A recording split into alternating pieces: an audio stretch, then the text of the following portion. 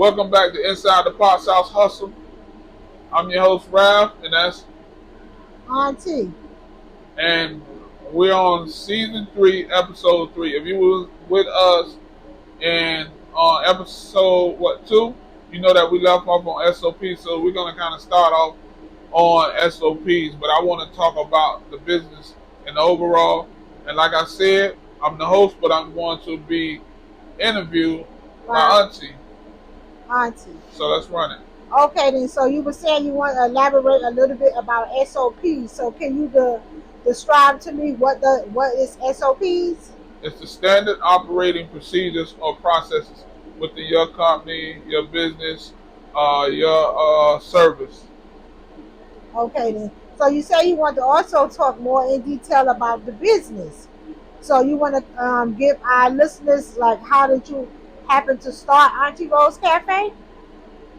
So yeah, it was kind of like just based off of our whole family culture thing and how we dealt with when it came down to food and family and just sitting around just bonding with family and things like that. And with my auntie, like I said, I kind of gave you guys the story before in one of the other seasons.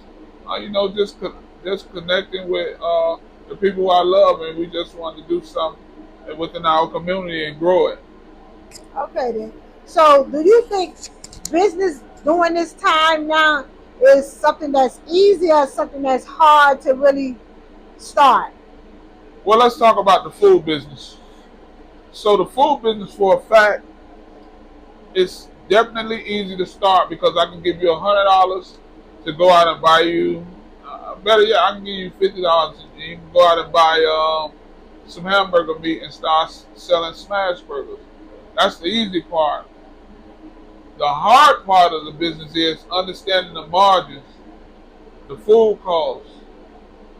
Okay, can you elaborate a little bit what margins are for our Yes, listeners? so margins is what determines whether you're going to be profitable at the end or you're going to be negative. And the thing is, when it comes to the food business, it's so many components that has to come together to create something. So for us, when we create a dish, right? So let's just talk about our Auntie Rose wings, right? So first we got to put all these different things, all these different ingredients together to create our sauce that go on the wings. Then we got to have the flour. Then we got to have the oil. Then we got to have the plate, the ketchup, the bag, the spoon, the napkins. Um, those multiple things, and then turn around, excuse me, and sell the plate for a price so that you can make a return on your investment. And so, to give you an idea, right? The average person would believe that, yeah, I can go into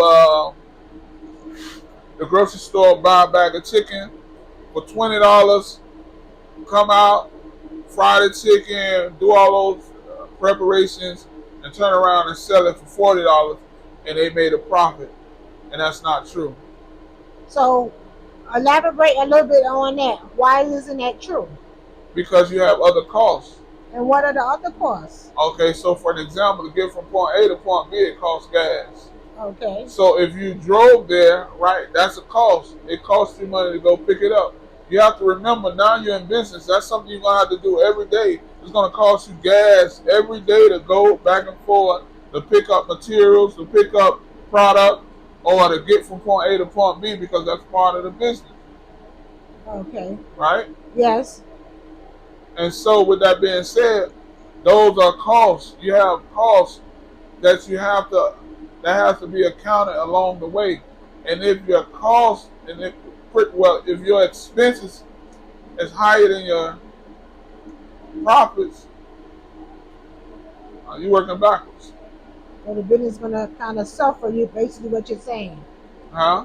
So basically, you're saying the business will suffer if those things are not in place and not watched over. Exactly. And business can also suffer it you can also suffer in business if business is just slow altogether. Oh, okay. And still be profitable on each sale, right? Yes. And so this is something we had to learn, right? Even though we're profitable on all sales, but when business gets slow, you have to figure it out. You have to turn it up. You got to make it happen. And sometimes you may be in a space or a zone that it's just not happening. So what you have to know to do is to weather the storm. And so that's why business, especially the food business, is not as easy as people think it is.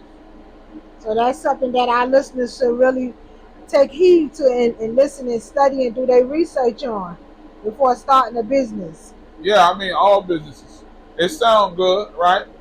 And so here's the takeaway, and I'm gonna set it off from here. Any business you get into, food business, real estate, um, and the reason I say real estate because that's something a lot of talks is around within my family. So let's just put it like this: product or service. When you start investing your time, your sweat equity, your finances into a business, always remember, in order to get a return, you have to know the numbers.